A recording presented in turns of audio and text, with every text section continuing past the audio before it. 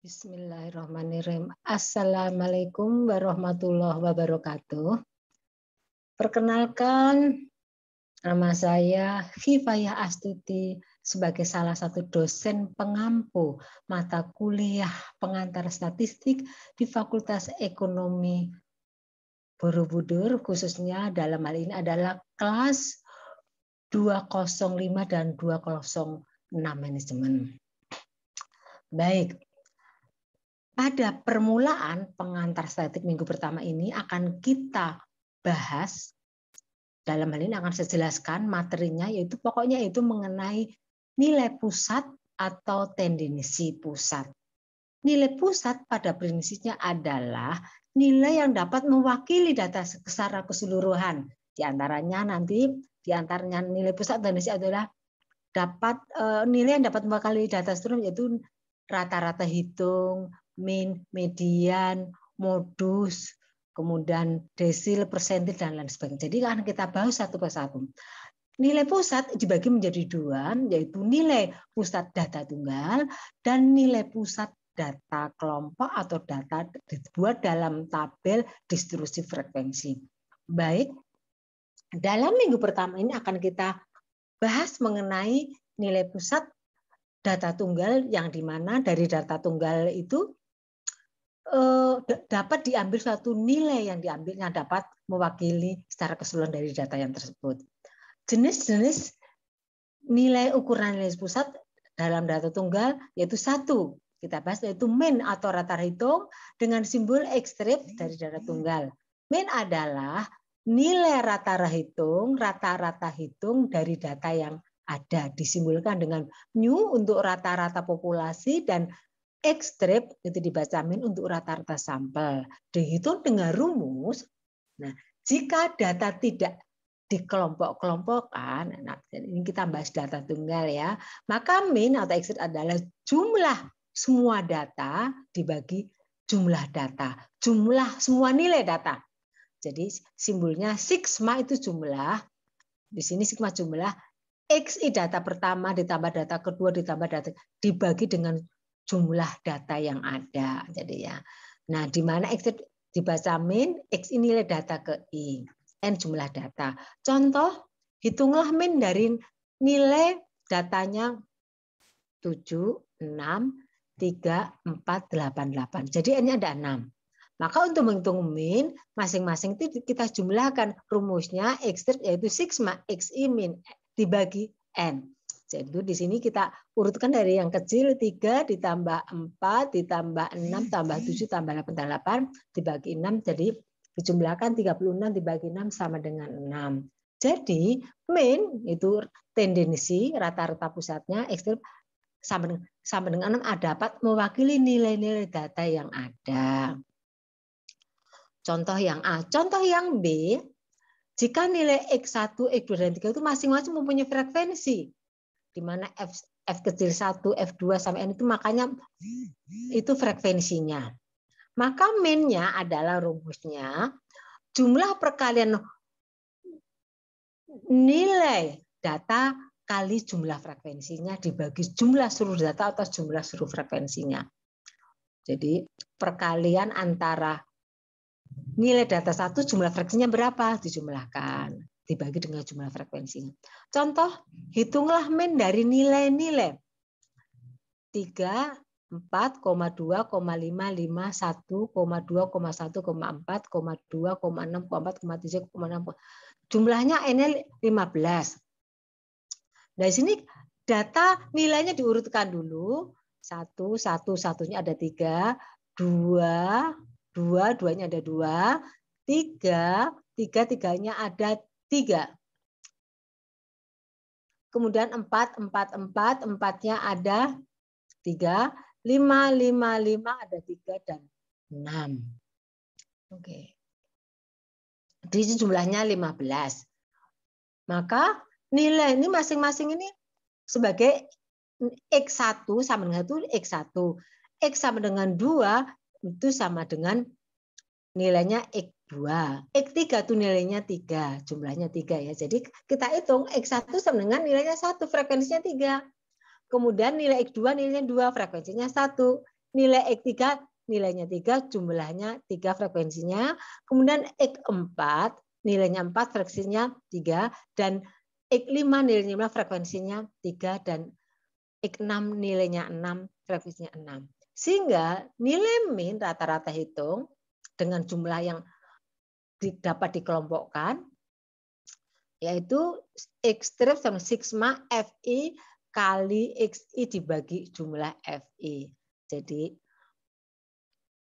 nilainya X1 kali 3 ditambah nilai X2 2 kali 1 ditambah nilai X3 3 kali jumlahnya 3 ditambah nilai X4 4 kalikan jumlahnya 3 kalikan X5 nilainya 5 kalikan 3 X6 kalikan 1 jumlah frekuensinya 15 sehingga ketemu di sini di jumlah dibagi hasilnya sama dengan 3.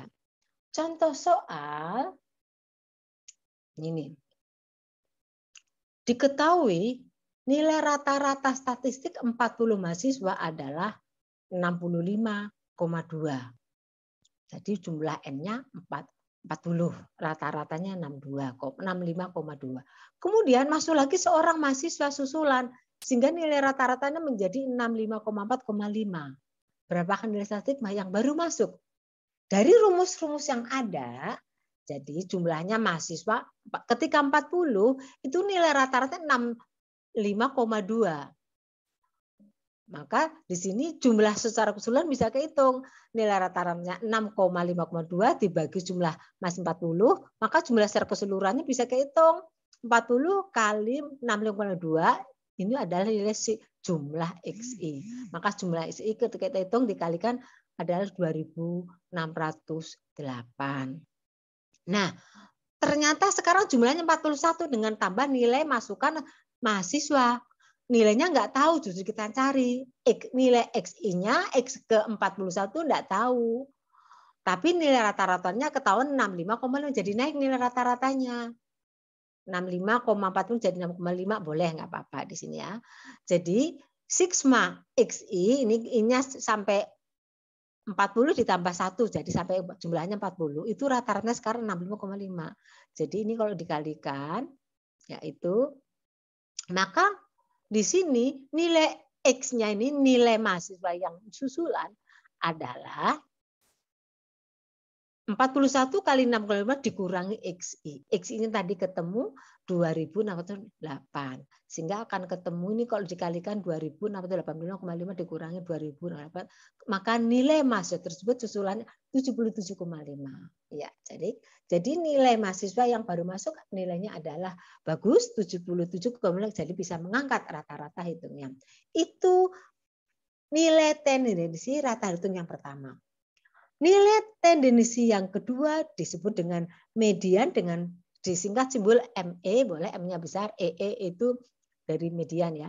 Median adalah nilai tengah dari data yang telah diurutkan. Jadi syaratnya data diurutkan. Median merupakan data rata hitung dari kedudukan posisi tengah dalam urutan data. Jadi setelah diurutkan posisinya di tengah. Dan dilambangkan dengan ME. Jika jumlah data ganjil maka mediannya adalah berada dalam tengah. Rumusnya ME adalah data yang ke setengah kali N plus 1. Jadi kalau N-nya ganjil, N plus misalnya 7 tambah 8. 8 bagi 2, berarti nilai keempat. Maka mediannya posisinya berada di tengah-tengah, yaitu posisi pada N tambah 1 dibagi 2. Contoh tentukan median dari data. Jumlah datanya 7, 1, 2, 3, 4, 5, 6, 7. Oke. Tapi diurutkan dulu. 2, 3, 4, 5, 6, 7, 8. Sehingga jumlahnya ada. Maka nilai ME yaitu rumusnya setengah kali N plus 1. N-nya itu tambah 1, 8. 8 bagi 2. Jadi urutan keempat. Maka urutan keempat adalah nilai dari mediannya. 1, 2, 3. Maka nilai mediannya adalah 5. Jika jumlah data genap, maka rumus data mediannya 2 data yang tengah dibagi 2.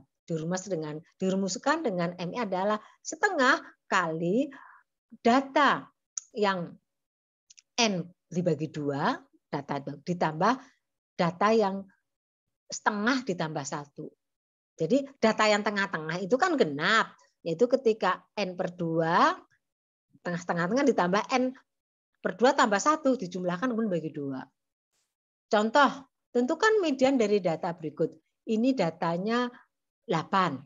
Kita urutkan 4, 5, 7, 8, 9, 11, 12, 8, 14. Jumlahnya genap, 8. Maka ME setengah dibagi 2, 8 data yang keempat, dan tambah 1 ke 5. Jadi data keempat tambah kelima, 1, 2, 3, 4, 4 dan 5. Jadi 8 tambah 9 dibagi 2. Maka nilai mediannya adalah 8,5. Nilai tendensi nilai pusat data tunggal yang ketiga yaitu modus, simbolnya MO. Modus adalah nilai yang frekuensinya paling sering muncul dari data yang ada. Jadi modusnya itu yang sering muncul. Itu maka dengan lambang MO. Contoh, dari data 1 nilai angka 4, 7, 8, 9, 9, 11. Maka yang sering muncul 9. Langsung aja, oh modusnya 9.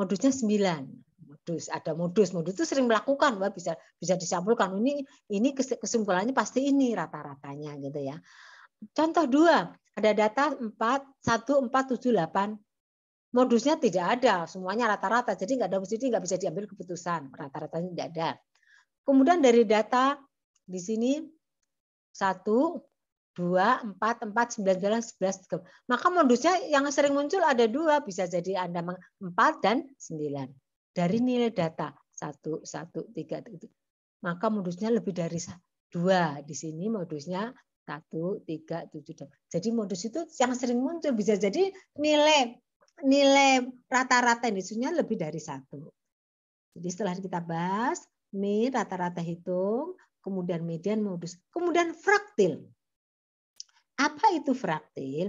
Fraktil adalah suatu nilai-nilai yang membagi seperangkat data yang telah diurutkan menjadi beberapa bagian sama besar.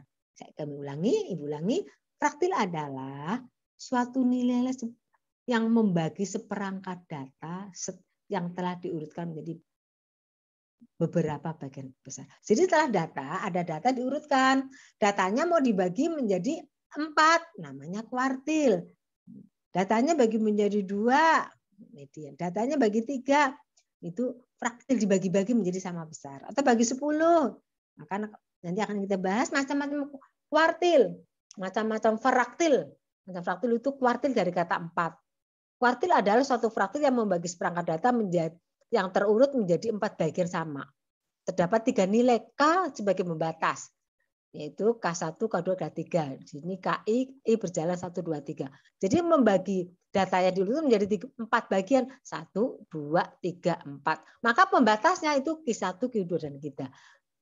Dengan demikian kuartil kedua atau K2, Q2 sama dengan nilai median. Dalam ini K2 kan tengah-tengah. Jadi dalam kuartil 2 ternyata nilai sama dengan median. Rumus menentukan KI kuartil dibagi 4, yaitu I-nya berjalan dari 1 sampai 3. I-nya K1, berarti di sini X1, XI kalikan N+1 dibagi 4. Nah, di sini. Jadi menentukannya tergantung jumlah datanya dibagi 4 ya. Contoh, tentukan nilai kuartil dari data 2, 6, 8, 5, 9, 12. N-nya berapa? 7. Diurutkan dulu ya. Jadi paling kecil 2, 5, 6, 8, 9, 12. Jumlahnya 7. Jadi dari 7 data itu dibagi menjadi 4 bagian. Anda mau mencari KI, I-nya 1, 2, 3. Jadi kalau mencari Q1 ini adalah sama dengan X nilai data. Ini karena I-nya 1 kurung buka 7 tambah 1 8 kali 1 bagi 4 berarti X-nya kedua.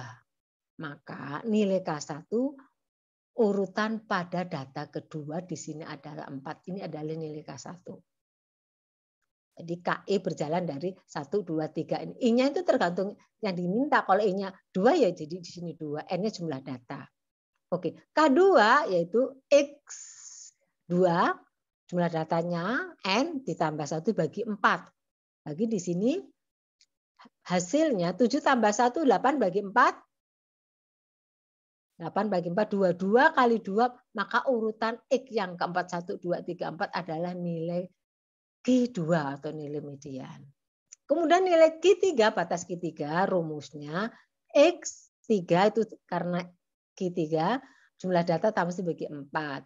Maka 8 bagi 4, 22 kali 3, maka urutannya akan 6, 1, 2, 3, 4, 5, 6. Q3 9. Nah, itu kuartil. Kuartil jadi fraktil membagi data menjadi 4 bagian sama besar. Secara analog, bagaimana kalau dibagi 10? Namanya desil. Desil adalah suatu fraktil yang membagi seperangkat data yang telah diurutkan menjadi 10 bagian sama besar. Jadi terdapat 9 nilai desil sebagai pembatas dengan simbol DI. Secara analog, membagi data 10 berarti DI rumusnya secara analog dibagi 10. Yaitu sama dengan urutan XI kita nggak tahu, jumlah data tambah 1 dibagi 10. Nah ini kita mencari D1 sampai D9. Karena kalau bagi 10 kita mencari D-nya D1 sampai D9. Ada 9 nilai desil. Contoh, tentukan desil ketiga dan desil ketujuh dari data berikut ini. Nilainya 23, 30, 30. Oh ternyata nilainya sudah diurutkan. Baik. Karena sudah diurutkan, ternyata kita hitung N-nya 13. Untuk mencari desil 3, D3, berarti X3, jumlah datanya 13 tambah dibagi 10, desil 10 ya. Jadi di sini 13 tambah 1, 14. 14 kali 3. 42 dibagi 10, maka urutan X ke 4,2. Jadi ini harus dengan interpolasi karena datanya koma pada urutan keempat, X4 ditambah 0,2 kali X5 dikurangi X4. Maka di sini nilainya yaitu nih data yang kelima, data keempat itu 34, data kelima 38 dikurangi 34. Hasilnya dihitung dikalikan maka nilai batas D3 pada angka 30,4,8 menggunakan interpolasi ya. Oke, bagaimana kalau mencari D7? Prinsipnya X7 kurung buka N jumlah data 13 tambah 1 dibagi 10. Nah, di sini 13 tambah 14, 14 kali 7, 98 dibagi 10, maka data urutan ke 9,8 dengan interpolasi, maka D7 data yang urutan ke 9 ditambah 0,8 kali. Ini interpolasinya data 10 kurang data ke 9, maka dihitung. Maka D7-nya pada dihitung hasil itu hanya 42,6.